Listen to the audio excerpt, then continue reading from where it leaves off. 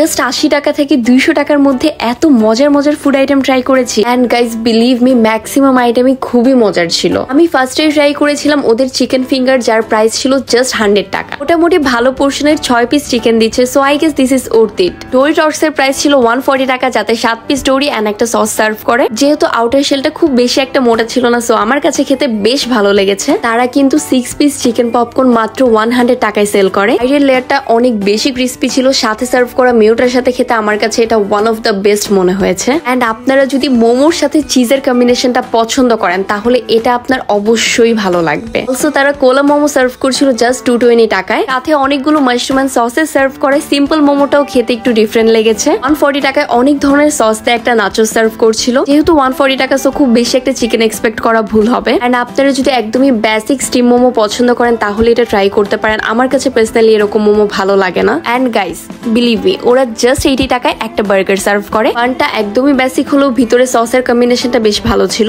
কিন্তু আপনারা যদি 100 টাকায় একটা মজার বার্গার ট্রাই করতে চান তাহলে মাস্ট এই চিজি বার্গারটা ট্রাই করবেন। প্রত্যেকটা ফুড আমি মিট অ্যান্ড মেশ থেকে ট্রাই করেছি। ভিড় অনেক বেশি ছিল, লোকেশনটা আমার জন্য ইজি ছিল না, তবে আপনার জন্য কাছাকাছি হলে অবশ্যই ট্রাই করবেন। এন্ড আরো বাজেট ফ্রেন্ডলি অপশন দেখতে don't forget to follow me.